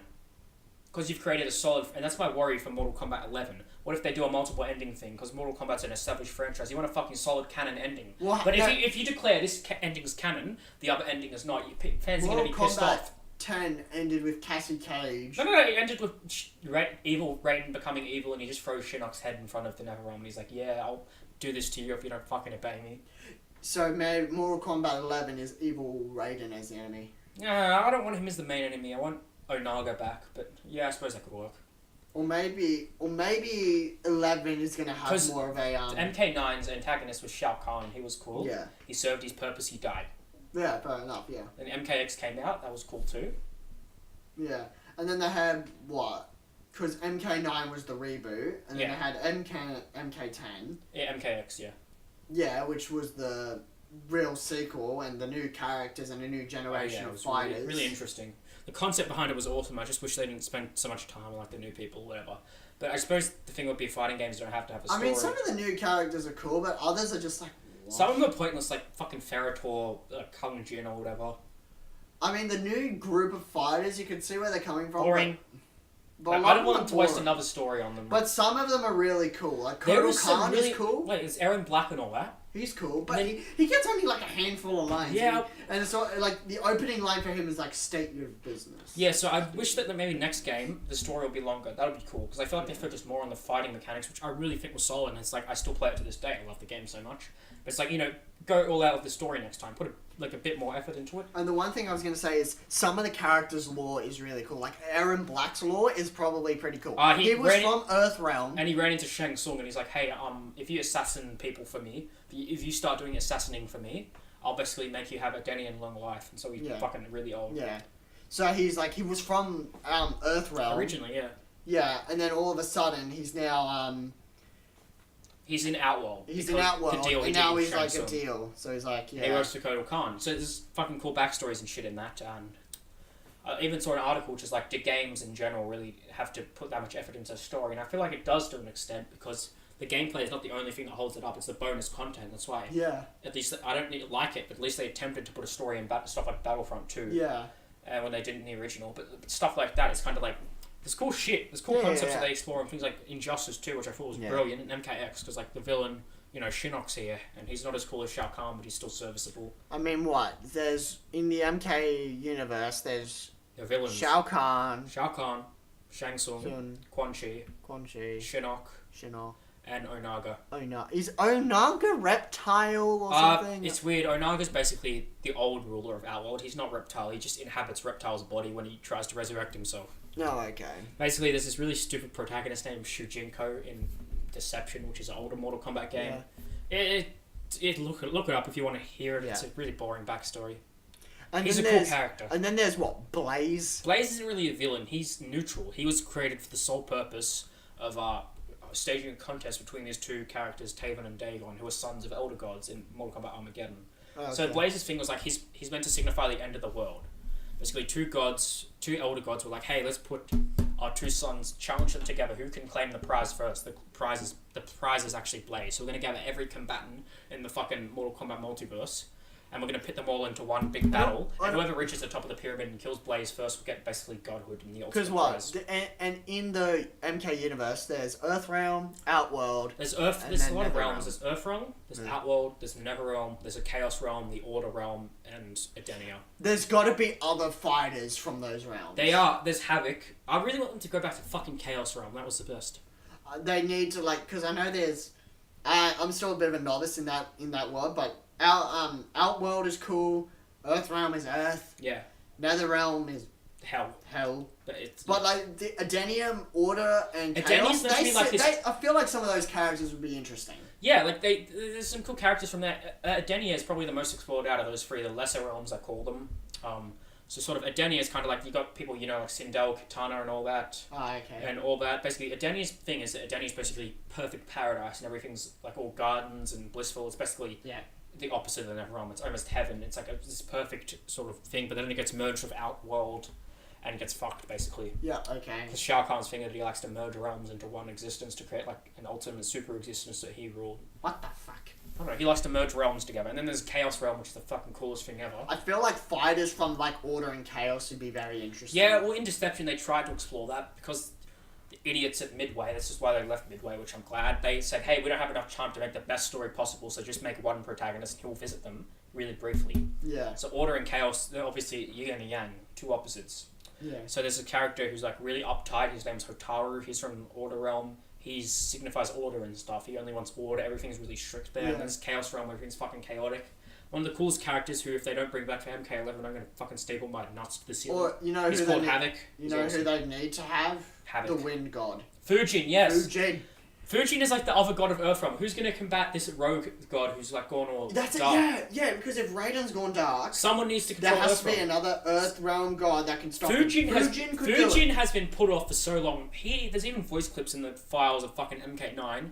Ed Boon's like, hey, we're originally going to put him in MK9, but time constraints. And then they even said, we're going to put him in MKX, but time constraints. So if they fuck up and do not put Fujin in MK11, probably not going to do anything. I feel like but what they need to do is they need to put in a crap ton of fighters, like a lot more. A lot of new ones as well. All that shit. Yeah. Easy. So instead of having what was the brown ninja called? Tremor. They fucking are so obsessed with the ninjas. If there has to be a ninja for every fucking color. And I'm glad they're all diverse and have different movesets and are completely different. They need to have Rain as a main character. They need to have Rain. Well, Rain was in MKX, but he was versatile. But the thing is, Ed Boon, even though he's mega popular, Ed Boon actually doesn't even like Rain that much. He thinks he's boring.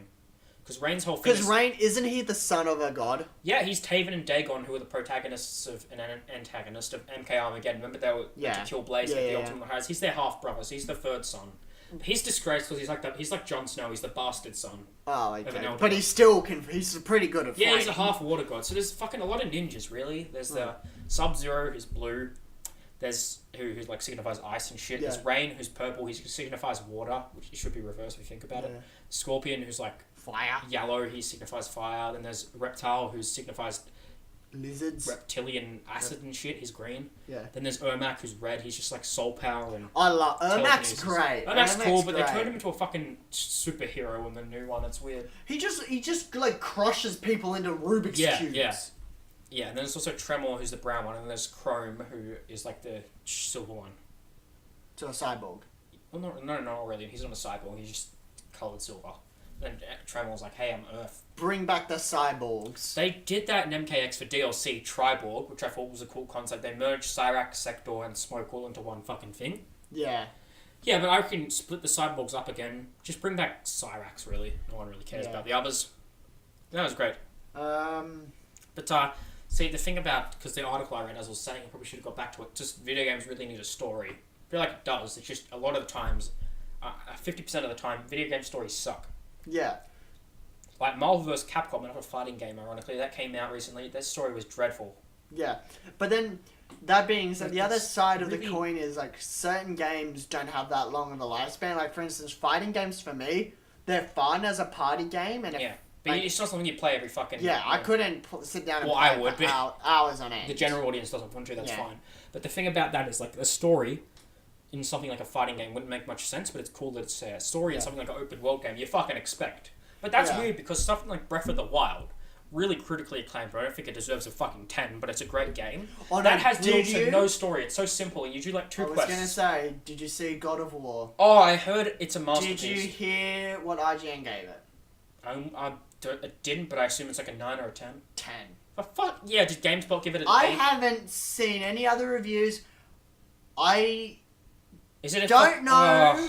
I don't know. I don't think they should be handing 10s out so easily. Like it's fucking smallpox, man. Because I always thought God of War was that corny, it is, over-the-top action where you kill a god. Alright, it is. You're playing as Kratos, and it's a reboot. This new one is just called God of War. It's a reboot. It's like what Mortal Kombat 9 did. And it's interesting. They're not doing Greek mythology anymore. They've moved on to Norse mythology. Which is cool. Oh, Vikings. Viking, Norse. And people could argue that's a bit more traditional and cooler because, you verse the massive serpent is Jormund, the Earth Serpent. Yeah, it's awesome. Like, they're doing different sort of mythologies and shit instead of just Greek all the time, because Greek gets boring after a while. Like, hey, we're going to kill Hades and Helios for the 90th time. No, we're going to explore Norse this time. So it's Kratos in a reboot, a different continuity. It's not the same universe. It's just a reboot. And he's with, I think, his son or just this little kid who's his sidekick. And I hear the gameplay is amazing. The story is really gripping. I'm tempted to buy it, actually, but I haven't heard too much about it. There's one game that looks interesting. Is it fucking Call of Cthulhu again? No, it's Days That You Were There or something. Or the fucking what? I can't... okay, it was described as post-apocalyptic biker gangs. Right, to hell Retribution. The greatest masterpiece of our time. It's an exclusive... I can't remember what it's exactly called, but... You basically get around on a bike, zombies. I heard about something like this. You know what I'm talking about? It's called Road Rage? No, it's not Road Rage. Because I heard that was really shit. It's something days. Days You Were There last... 7 Days to Die? No, not that. It's not 7 Days. It's like really well polished, Sony exclusive. Fuck. I don't fucking know. I can't remember the title of it, but it looks interesting. Dawn of Death? No, not Dawn. I don't fucking know then, man. I can't remember it. There's a lot of cool games coming out. Like, people saying, these games are going to blow us away. Last of Us 2. Oh, I'll buy it when it comes out. I want it to come out. But, like, people... Last of Us was amazing. Remember people were like, hey, we're going to rage because they're using the same characters again. We don't want them to fuck them up. And all they do is show one trailer of one of the characters singing. You're like, this is going to be the best thing ever. Let's jerk off to this. It opens up with Ellie singing Valley of Death. And then it and then it ends with Joel and Ellie talking. I think it looks really cool. Which is going to be awesome. Because I know they did a really good job with the Uncharted and stuff. Uncharted 4, the Nathan Drake collection, I really like Uncharted. They're all really solid games. Love it. But there was one thing that was revealed about Uncharted. They come up with ridiculous scenarios first, and then they come up with they find a way to put Nathan Drake in it. And then they find a way to put a plot together. Yeah, it's like fucking James Bond. They find a way to put James Bond in this situation. Yeah, which is fun. Like, okay, it's like working backwards a little bit. Okay, ridiculous plot. I like that thing. Like, think of something first and gradually begin the story. Like, have a middle and end first. It's fine. Just think of a way to insert them into it and make it coherent. Yeah, love it. But with The Last of Us, it's kind of like, it's a great story. It's a great game in general. It's pretty replayable. Like it. Yeah. But there's nothing truly, like, groundbreaking about it. No, it's just a solid story. That's it. Yeah, it's story focused, and I like that. I like a good story. It tells a story. That's it. But then there's the opposite side where sometimes I will be in the mood for just no story and tangible fucking zombie violence, spewing heads off like Left 4 Dead. Shit, I like. God, I'd love it if they made a third Left 4 Dead. Yeah, which hopefully next year. Yeah. But here's the thing, like with that, you'll be in the mood for certain games sometimes. Like, let's play a fighting game. Let's play Hidden Agenda. Let's play a party game. Let's play Mario Party. Let's play Mario Kart. Let's play Mario Golf. That's a lot of Marios. Let's play Last of Us. Let's play a nice Call of Duty Zombies game. You're in different moods. Even if the gameplay, even if, I don't know, you're drunk maybe, it'll help. But the games in general don't really make a difference. You're there with mates, you're having a mad time. You'll be in the mood for certain things. Like, you're sitting down bored, you're like, hey, I want to play an RTS game. I want to play a nice RPG to sink my teeth into. I still need to play Cuphead. You'll get time. It's great. That is a platformer. Platformers is probably my favourite genre in existence. I love platformers. I know, they're so classics good. of mine, like New Super Mario Bros. The soundtrack to Cuphead. Oh yeah, it's definitely. Beautiful. Cuphead's great. Like I even heard Studio HDMR be like, "Hey, we're definitely making another Cuphead game eventually. It's probably just going to take us a while." Like it because Cuphead was so successful. Yeah, because the style that they did for it, very unique. Hard to replicate. Yeah. It's hard to do. It's like old 50s cartoons, isn't it? Yeah, like old cartoons. And the thing is, that style is so hard to replicate because you can't just. You have to draw it all by hand. And you have to do everything by hand. Fuck, man, it's really good. That's why it takes so long to do. Listen, the blood, sweat, and tears poured into something like Cuphead is like it's just fucking groundbreaking. Yeah, just pause. And it's groundbreaking in a way like it's really fun to play. Keep going. It's really fun to play. It's got really just fun shit to do in general. Yeah, Cuphead, fair enough. The art style might be the first thing that draws you. Like, different shit draws you to a game, or even a movie for this regard. Yeah. You might think the visuals, like, I don't know, in the Doctor Strange trailer, look really cool. Yeah, it's like, I'm going to sit down and watch Doctor Strange. You might think the gameplay in this looks fucking awesome, so I'm going to sit down and play Dragon Age. Yeah. It's different things draw you. Like, hey, the story is really gripping. It has voice actors I really like. That year Dragon Age came out, that was a very dry year for gaming. 2014. I felt it was a very dry year. It was, but I had fun. I think we were only disappointed by, like, hey, Watch Dogs disappointing, Destiny disappointing. What was the other one that came out that year? Unity disappointing. I felt that year was very disappointing for games. But then towards the end, they came out with fucking awesome shit. Like, I had fun with Super Smash Bros. 4. Then they had Dragon Age Inquisition, which was fucking the best thing ever made. I did not enjoy Dragon Age Inquisition. Okay, fair enough. I thought it was I just found it very dull. The only bad thing about it is the voice acting at times. I think the Dragon Age Inquisition has a brilliant story. Yeah. Yeah, okay, fair enough. Do you mean the part where you go back in time? Because that is a bit ludicrous. I just found it, like, the combat very dull. Oh, that's the way Dragon Age works. It's not really dull. It's actually really expansive. It's just simple. It's expansive. And I mean that as expansive as in it's really broad, but it's simple at the same time. It's like fucking Pokemon. Yeah, okay. But I love the way it works. So when they bring out another Dragon Age, boom, I'm on it. Because Inquisition is terrible. So they've got my ballot card for another Dragon Age game because I thought it was great. Yeah, okay, fair enough. Ladies and gentlemen, thank you for joining us for episode, 15 of the Coinflip podcast. Thank you for joining my good mate Leadbrain and me for another bombastic Marvel movie talk about Game of Thrones and Bigfoot. We'll see you later, boys.